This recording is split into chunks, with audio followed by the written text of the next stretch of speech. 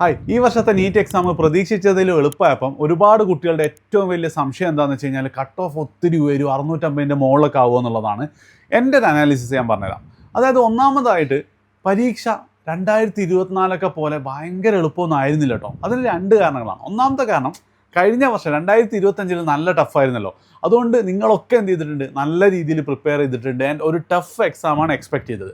അപ്പോൾ ഒരു average exam വരുമ്പോൾ സ്വാഭാവികമായിട്ട് എന്താണ്, നമുക്കത് ഈസി ആയിട്ട് തോന്നും. അങ്ങനെ തോന്നിയതല്ലേ ശരിക്ക്.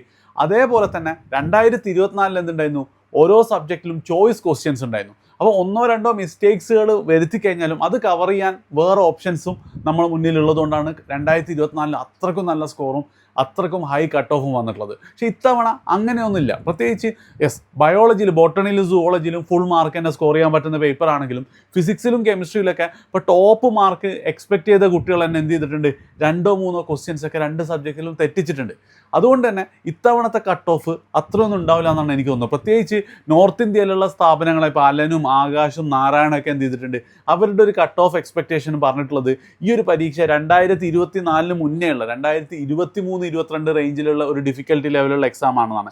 അപ്പോൾ ഇപ്പോൾ ഞാൻ നോക്കുകയാണെങ്കിൽ 2023 611 ആയിരുന്നു എന്ത് ഓൾ ഇന്ത്യ കട്ട് ഓഫ്. 2022 അത് 596 അപ്പം ഏകദേശം ആ ഒരു 595-600 റേഞ്ചിലാണ് എന്തുണ്ടാവുക, ഓൾ ഇന്ത്യ കട്ട് ഓഫ് വരിക എന്നാണ് അവരൊക്കെ പറയുന്നത്. അങ്ങനെയാണെങ്കിൽ ഓൾ ഇന്ത്യ കട്ട് ഓഫിനേക്കാളും എപ്പോഴും ഒരു 20-30 മാർക്കാണ് കേരളത്തിലെ കട്ട് ഓഫ് കൂടുതലായിട്ട് ഉണ്ടാവാറുള്ളത്. അപ്പം ഇത്തവണത്തെ കേരള കട്ട് ഓഫ് ഞാൻ എക്സ്പെക്ട് ചെയ്യുന്നത് ഒരു 620ൻ്റെയും 630ൻ്റെ ഇടയിലാണ്. എന്താണ് നിങ്ങളുടെ അഭിപ്രായം എന്ന് പറയാം. അതേപോലെ തന്നെ നിങ്ങളുടെ സ്കോറും ഒന്ന് കമൻറ്റ് ചെയ്യാം.